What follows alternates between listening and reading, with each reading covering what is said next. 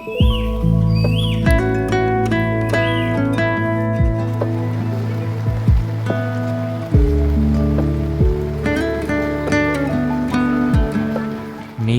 দেশ দার্জিলিং, কিন্তু বর্ষার মরশুমে এই পাহাড় যখন সবুজ চাদরে মুড়ে যায়, তখন তার রূপ ঠিক কতটা মোহময়ী হতে পারে তা কখনো ভেবে দেখেছেন কি?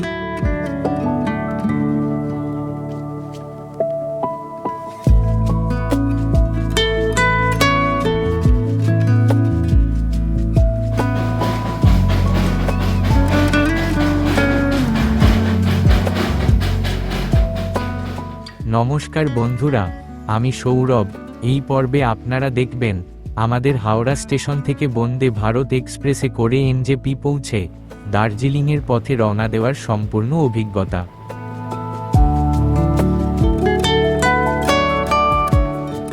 যাওয়ার পথে আমরা দেখব মিরিক ভিউ পয়েন্ট এবং মিরিক লেক। বর্ষার সময় এই মিরিক লেকের এক সম্পূর্ণ অন্য রূপ আপনাদের দেখাবো। এরপর গোপালধারা টি এস্টেটের চা বাগানের শোভা দেখতে দেখতে এক কাপ দার্জিলিং টির স্বাদ উপভোগ করে আমরা পৌঁছাবো ভারত ও নেপাল বর্ডারে অবস্থিত সীমানা ভিউ পয়েন্ট। সেখান থেকে সন্ধে বেলায় আমরা পৌঁছাবো দার্জিলিং। এছাড়াও এই পর্বে যাতায়াতের খরচ আর আমাদের হোটেলের রিভিউ তো থাকছেই, তাই ভিডিওটি একদম শেষ পর্যন্ত দেখতে থাকুন। ভালো লাগলে লাইক করুন, আর আমাদের এই পাহাড়ি সফরের সঙ্গী হতে চ্যানেলটি এখনই সাবস্ক্রাইব করে রাখুন।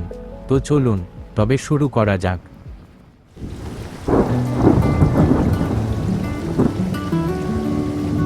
এখন ঘড়িতে সময় ঠিক ভোর 5:30। আমরা পৌঁছে গেছি কলকাতার লাইফলাইন ব্যস্ত হাওড়া স্টেশনে। বর্ষার মরশুমে পাহাড়ের রানী দার্জিলিংকে এক অন্য রূপে দেখার জন্য আমাদের আজকের এই যাত্রা। আর নিউ জলপাইগুড়ি পৌঁছানোর জন্য আমরা ধরব বন্দে ভারত এক্সপ্রেস।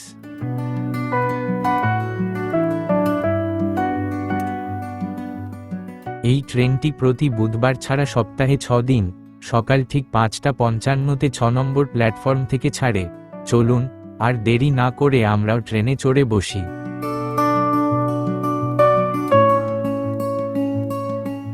ট্রেনের সিটে কিছুক্ষণ বসার পরেই আমাদের কাছে চলে এলো এক বোতল করে জল আর আজকের নিউজ পেপার।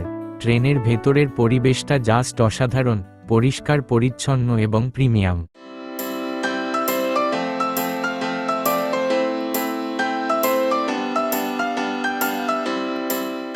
ঘড়িতে ঠিক 5:55 বাজতেই মৃদু একটা ঝাঁকুনি দিয়ে আমাদের ট্রেন যাত্রা শুরু করলো নিউ জলপাইগুড়ির উদ্দেশ্যে। জানলা দিয়ে ভোরের দৃশ্য দেখতে দেখতে আমাদের গতি এবার ক্রমশ বাড়ছে।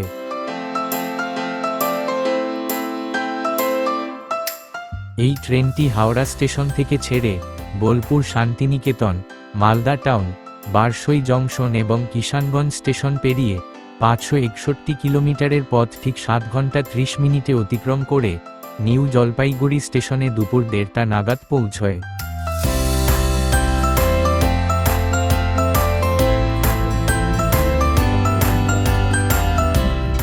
ট্রেন ছাড়ার কিছুক্ষণের মধ্যেই আমাদের চা দেওয়া হলো। বর্ষাকালে ট্রেনের জানলা দিয়ে সবুজ ক্ষেতের দৃশ্য দেখতে দেখতে চা খাওয়ার মজাই আলাদা।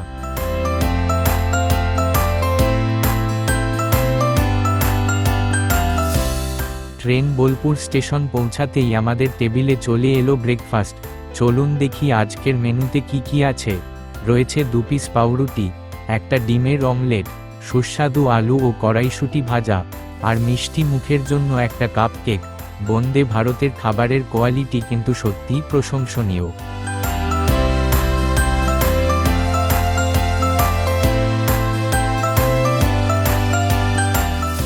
ব্রেকফাস্ট খেতে খেতে হঠাৎ জানলার বাইরে চোখ যেতেই মনটা ভালো হয়ে গেল। আমাদের ট্রেন এখন যাচ্ছে ফারাক্কা বাঁধের ওপর দিয়ে। সত্যি বলতে ট্রেন থেকে দিনের বেলা এই বাঁধ দেখার সুযোগ আমাদের এই প্রথম হলো। দেখুন বন্ধুরা, বর্ষার মরশুম হওয়ায় বাঁধটি কিন্তু সম্পূর্ণ জলে ঠাসা। গঙ্গার এই রূপ দেখলে সত্যি চোখ জুড়িয়ে যায়। এরপর মালদা টাউন স্টেশন পেরোতেই ঘড়ির কাঁটা জানান দিল লাঞ্চ টাইম হয়ে গেছে। দুপুরের খাবারে আমাদের সার্ভ করা হলো গরম ভাত, ডাল, আলুর তরকারি এবং জিভে জল আনা চিকেন কারি। আচ্ছা, আপনাদের জানিয়ে রাখি, আপনারা যদি ভেজ থালি অর্ডার করেন তবে চিকেনের জায়গায় পাবেন পনিরের তরকারি। চলুন এবার লাঞ্চটা ঝটপট সেরে নেওয়া যাক।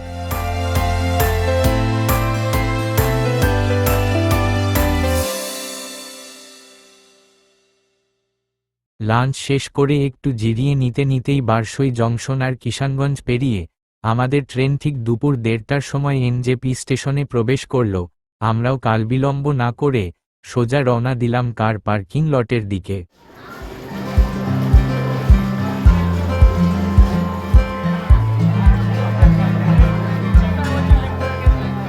একটা কথা মনে রাখবেন, এনজেপি থেকে দার্জিলিং বা সিকিমের যে কোনো জায়গার গাড়ি পেতে গেলে আপনাকে এই পার্কিং লটেই আসতে হবে।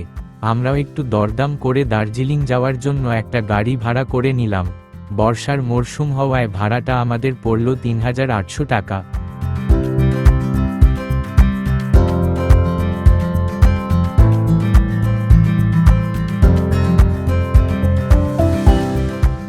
এনজেপি থেকে পাহাড়ের রানী দার্জিলিং যাওয়ার পথটি যেমন রোমাঞ্চকর তেমনই কিন্তু সুন্দর। এই 70 থেকে 75 কিলোমিটার পথ অতিক্রম করার জন্য মূলত 3টি প্রধান পাহাড়ি রাস্তা রয়েছে। 1 রোহিণী রোড হয়ে, 2 হিল কার্ট রোড হয়ে, আর 3 মিরিক হয়ে। আমরা বেছে নিলাম মিরিক হয়ে যাওয়ার রাস্তাটি, কারণ এই রুটটি একটু ঘুরতি পথ হলেও এর প্রাকৃতিক সৌন্দর্য কিন্তু এক কথায় অতুলনীয়।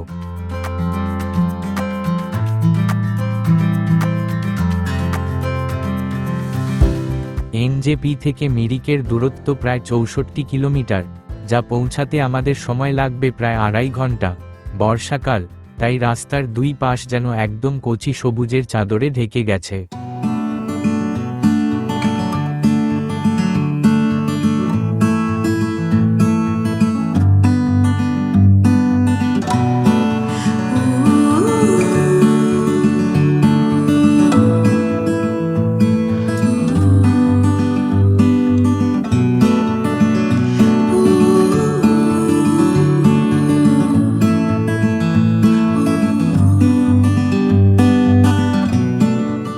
অবশেষে আমরা এসে পৌঁছলাম মিরিক ভিউ পয়েন্ট বা টিংলিং ভিউ পয়েন্টে। মিরিক শহর থেকে প্রায় 8 কিলোমিটার দূরে অবস্থিত এই ভিউ পয়েন্টটি পর্যটকদের কাছে অত্যন্ত জনপ্রিয়।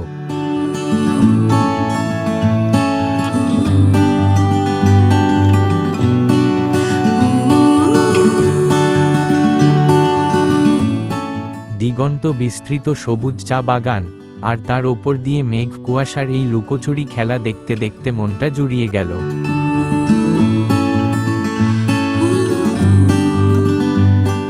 এই স্বর্গীয় অনুভূতি ক্যামেরায় বন্দি করে আমরা আবার উঠে পড়লাম গাড়িতে।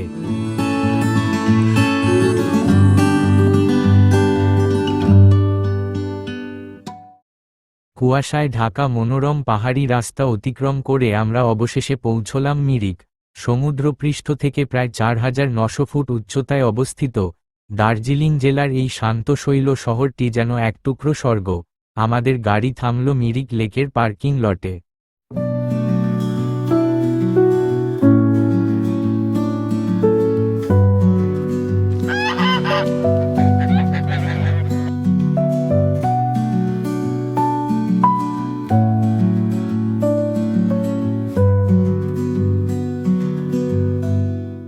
মিরিক শহরের প্রাণকেন্দ্র হল সুমেন্দু লেক, যা সাধারণ মানুষের কাছে মিরিক লেক নামেই বেশি পরিচিত। পাহাড়, পাইন বন আর শান্ত জলের এই যুগলবন্দি মিরিককে উত্তরবঙ্গের অন্যতম সেরা ডেস্টিনেশনে পরিণত করেছে।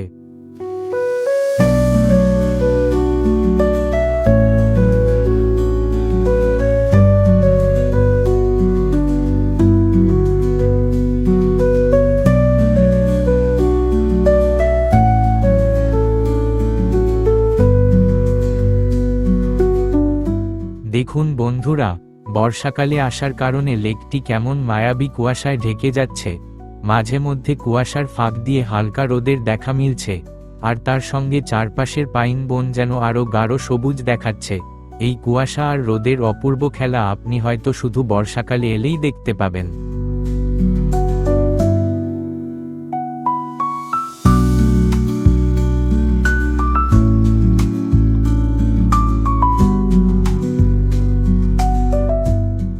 লেকের ঠিক মাঝখানে দাঁড়িয়ে আছে একটি সুন্দর আর্চ ব্রিজ, যেটি রেইনবো ব্রিজ নামে পরিচিত। এখানে দাঁড়িয়ে লেকের জল আর চারপাশের ছবি তোলার অভিজ্ঞতা জাস্ট দারুণ।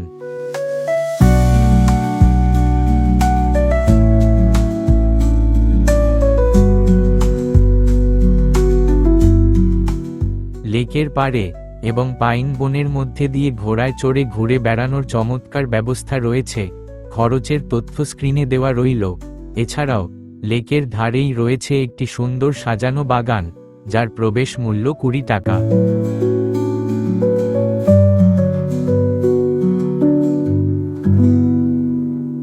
আপনারা চাইলে এখানে একটা রাত কাটাতে পারেন। লেকের ধারে অনেক ভালো ভালো হোটেল আছে, যার ডিটেইলস আমি ডেসক্রিপশন বক্সে দিয়ে দিলাম।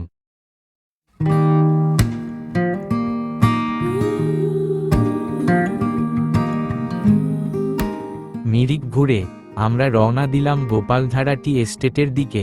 পাহাড়ের বুক চিরে আঁকাবাঁকা রাস্তা ধরে আমাদের পৌঁছতে সময় লাগলো প্রায় 45 মিনিট।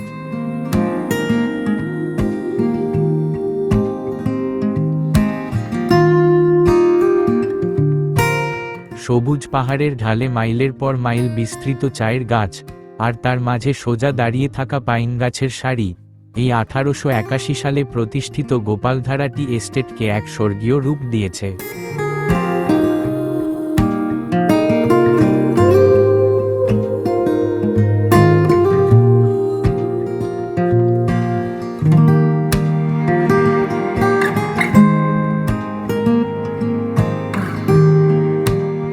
চা বাগানের উল্টো দিকে অনেক চায়ের দোকান আছে। আমরাও একটা দোকানে ঢুকে পড়লাম।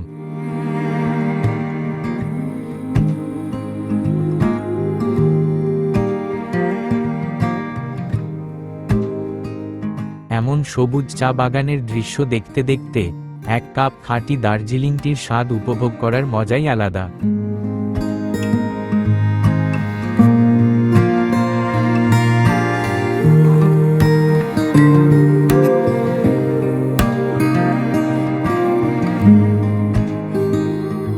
এবার আমরা পৌঁছলাম ভারত ও নেপাল সীমান্তে অবস্থিত সীমানা ভিউ পয়েন্ট।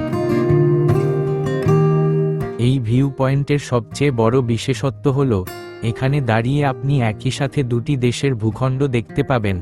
আকাশ পরিষ্কার থাকলে এখান থেকে কাঞ্চনজঙ্ঘার এক দুর্দান্ত প্যানোরামিক ভিউ পাওয়া যায়, কিন্তু যেহেতু আমরা বর্ষাকালে এসেছি তাই মেঘ আর ঘন কুয়াশা ছাড়া আজ কিছুই দেখতে পেলাম না।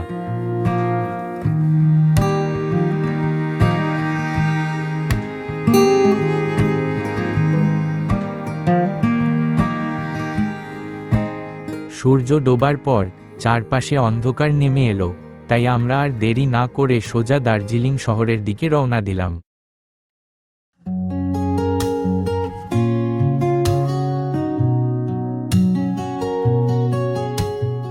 অবশেষে প্রায় রাত 8টার সময় আমরা প্রবেশ করলাম আলোয় সাজানো দার্জিলিং শহরে।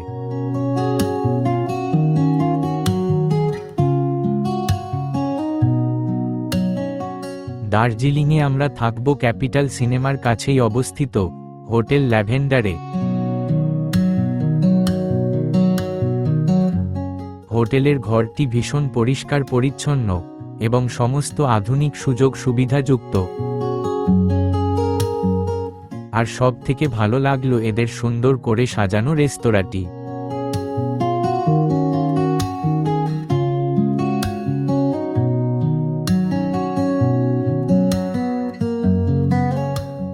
এই হোটেলের ঘর ভাড়া শুরু হচ্ছে 3000 টাকা থেকে।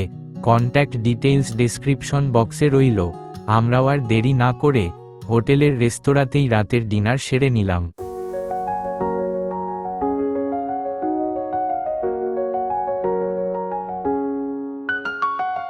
আজকের মতো আমাদের জার্নি এখানেই শেষ করছি। বন্দে ভারতের আরামদায়ক সফর থেকে শুরু করে কুয়াশায় ঢাকা মিরিক লেক, সব মিলিয়ে প্রথম দিনটা দারুণ কাটল।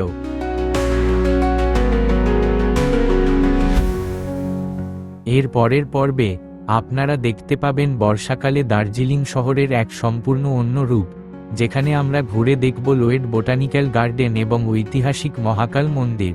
ভিডিওটা ভালো লাগলে অবশ্যই লাইক, শেয়ার আর চ্যানেলটিকে সাবস্ক্রাইব করতে ভুলবেন না। নমস্কার।